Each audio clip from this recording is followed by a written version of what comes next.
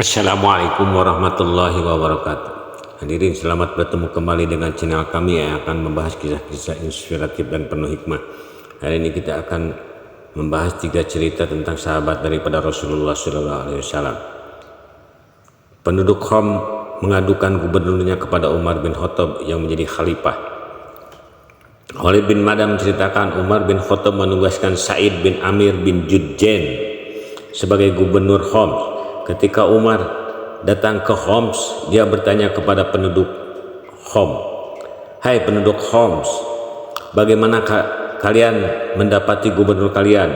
Mereka pun menyampaikan keluhan mereka terhadapnya. Ada yang mengatakan penduduk Homs adalah kupah kecil, karena kebiasaan mereka yang mengeluhkan gubernur mereka sebagaimana kebiasaan penduduk kupah. Mereka berkata, "Kami mengadukan 4 hal tentang gubernur kami. Ia tidak keluar rumah untuk mengurus kami hingga siang beranjak naik." Umar berkata, "Saya nilai perbuatan itu sangat melanggar peraturan. Kemudian apalagi?" Mereka berkata, "Dia tidak mau menemui siapapun di malam hari." Umar berkata, "Perbuatan itu sangat salah. Kemudian apalagi?" Mereka berkata, "Sehari dalam sebulan dia sama sekali tidak keluar dari rumah untuk menemui kami." Umar berkata, "Perbuatannya salah. Kemudian apalagi?" Mereka berkata, "Dia terkadang bertindak seperti orang mati pada Sabtu waktu." Umar kemudian mengumpulkan antara mereka dengan gubernurnya. Kemudian dia mengucap, "Ya Allah, janganlah engkau kecewakan diriku tentang gubernur yang saya angkat ini pada hari ini." Dan Umar berkata kepada penduduk Homs, "Sekarang saya minta kalian memaparkan keluhan kalian tentang gubernur kalian satu persatu." Mereka berkata, "Dia tidak keluar menemui kami hingga siang beranjak naik." Gubernur menjawab, "Demi Allah, sebetulnya saya enggan menceritakan masalah ini. Tapi baiklah, saya tidak bisa segera keluar rumah karena saya tidak memiliki pembantu di rumahku. Sehingga di pagi hari saya harus membuat adonan roti terlebih dahulu. Kemudian saya duduk menunggu hingga adonan tersebut telah siap dimasak. Berikutnya saya membuat roti dari adonan itu. Setelah itu saya mengambil air wudhu. Baru setelahnya saya keluar menemui masyarakat." Umar berkata, "Apa keluhan kalian lainnya?" Mereka berkata, "Dia tidak mau menemui siapapun di malam hari." Umar berkata, "Gubernur, apa jawabanmu terhadap perkataan mereka?" Gubernur menjawab, "Saya sebetulnya enggan berkata terus terang. Tapi baiklah, hal ini saya lakukan karena saya menjadikan siang hariku untuk mengurus kepentingan rakyat, sementara malam hari saya khususkan untuk urusanku dengan Allah. Apalagi yang kalian keluhkan tentang dirinya? Sehari dalam sebulan dia tidak mau keluar menemui kami." "Gubernur, apa jawabanmu tentang keluhan mereka itu?"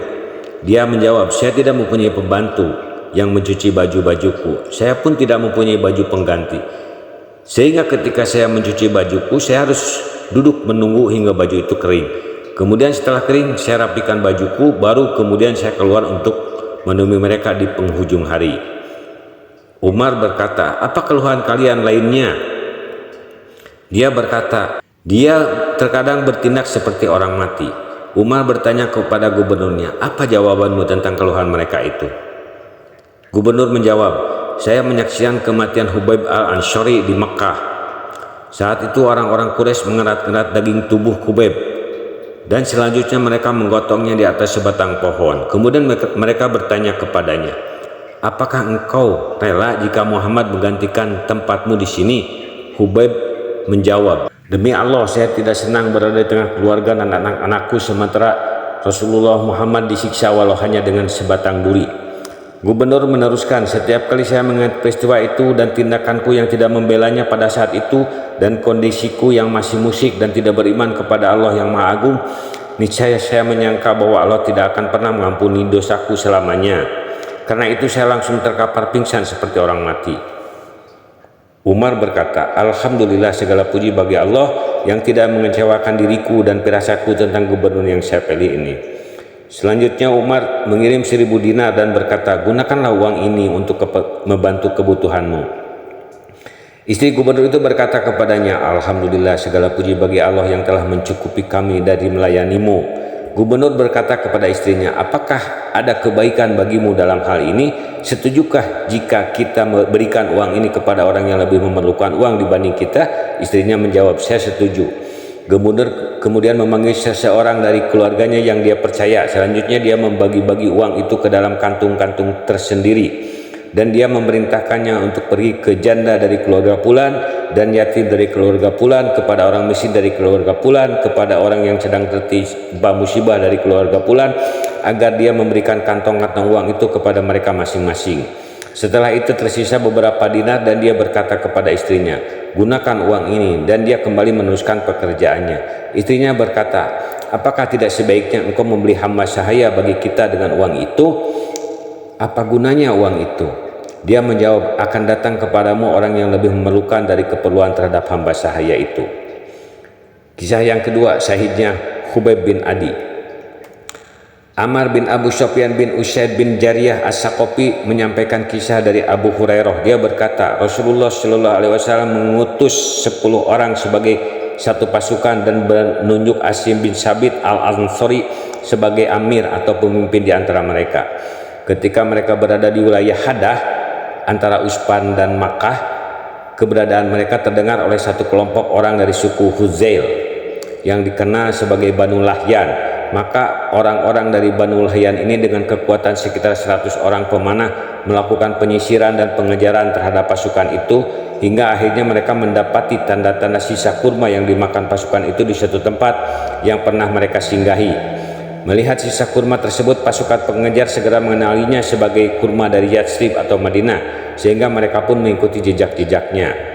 Ketika Asim dan pasukannya merasakan kehadiran tentara pengejar itu, dia dan pasukan segera bergerak ke suatu tempat yang luas terbuka, dan dia beserta pasukannya segera dikepung oleh mereka. Kemudian mereka berkata, turunlah dan menyerahlah, kami akan memberikan janji dan jaminan tidak akan membunuh seorang pun dari kalian. Asim bin Sabit berkata, wahai kaumku, saya tidak mau berada dalam jaminan orang kafir itu. Ya Allah, sampaikanlah berita kami ini kepada nabimu. Pasukan pengepung kemudian menghujaninya dengan panah sehingga mereka pun membunuhnya. Sementara 3 orang dari pasukannya menyerahkan diri dengan jaminan keamanan pasukan pengepung. Ketiga orang itu adalah Khubayb, Jain bin Adasimah, dan seorang lagi.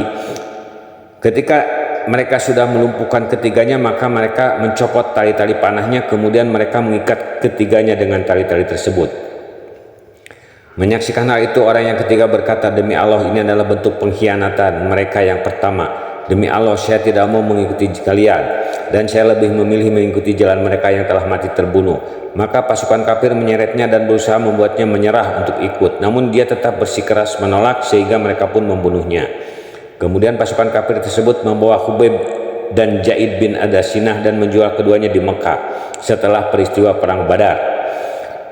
Bani Al-Haris bin Amir membeli Khubayb karena Khubayblah yang membunuh Al-Haris bin Amir pada saat perang Badar. Setelah dibeli, Khubayb berada dalam penguasaan mereka selama beberapa waktu sebagai tawanan, hingga akhirnya mereka sepakat untuk membunuhnya. Untuk itu mereka meminjam pisau dari anak perempuan Al-Haris bin Musa yang biasa digunakan untuk mencukur rambut. Kemudian seorang anak kecil membawa pisau itu tanpa diketahui oleh perempuan itu, dan anak itu membawanya ke Khubayb. Hingga akhirnya perempuan itu mendapati anaknya duduk di atas paha Khubayb sambil memegang pisau tadi. Maka kagetlah perempuan itu dan sangat khawatir atas keselamatan anaknya. Melihat itu Khubayb bertanya, apakah engkau khawatir saya akan membunuhnya? Saya tidak akan membunuhnya. Perempuan itu berkata, demi Tuhan, saya tidak melihat seorang tawanan yang lebih baik daripada Khubayb. Demi Tuhan, saya pernah mendapatinya sedang makan serenceng anggur. Pada saat itu dia sedang dibelenggu dengan besi, dan di Mekah pun tidak ada anggur. Itu adalah rezeki yang diberikan Tuhan kepada Khubayb. Ketika mereka telah sepakat untuk membunuhnya, Khubayb berkata kepada mereka, berikanlah kesempatan kepadaku untuk sholat 2 rakaat. Mendapati permintaan itu, mereka pun memberi kesempatan kepada Khubayb untuk sholat, dan dia pun segera sholat 2 rakaat. Dia berkata, demi Allah, seandainya saya tidak khawatir nanti mereka menduga saya takut mati, niscaya saya akan tambah sholatku. Ya Allah, hitunglah jumlah mereka, bunuhlah mereka sehancur-hancurnya, dan jangan sisakan satupun dari mereka. Kemudian Abu Sirwah Uqbah bin Al-Haris berdiri dan membunuhnya. Dari peristiwa ini Khubayb menjadi orang yang memulai sunnah bagi muslim yang akan dihukum mati orang kafir untuk sholat dulu 2 rakaat. Jihad dan ibadah. Jabir bin Abdillah saat menceritakan kesungguhan para sahabat Rasulullah SAW dalam beribadah berkata sebagai berikut. Kami berjalan bersama Rasulullah SAW dalam satu peperangan. Kemudian kami menyerang salah satu rumah seorang musyrikin dan kami menawan seorang istri kalangan musyrikin itu. Kemudian Rasulullah SAW bergerak pulang. Setelah itu datanglah orang kafir itu ke rumahnya dan dia mendapatkan penjelasan dari tetangganya tentang apa yang telah terjadi dengan keluarganya. Maka dia pun bersumpah tidak akan pulang sebelum mengalirkan darah para sahabat Nabi. Ketika Rasulullah SAW sampai di satu jalan, maka beliau turun ke salah satu lembah yang ada dan selanjutnya bersabda, "Siapakah dua orang yang mau menjadi petugas jaga malam ini sehingga kita tidak disergap musuh?" Seorang lelaki dari Ansor dan seorang lelaki dari Muhajirin berkata, "Kami berdua yang akan berjaga pada malam ini ya wahai Rasulullah." Keduanya pun berjalan ke puncak lembah tanpa ditemani pasukan. Sahabat dari kalangan Muhajirin berkata kepada sahabat dari Ansor, "Apakah engkau siap menjaga di awal malam agar nanti saya menjaga di akhir malam?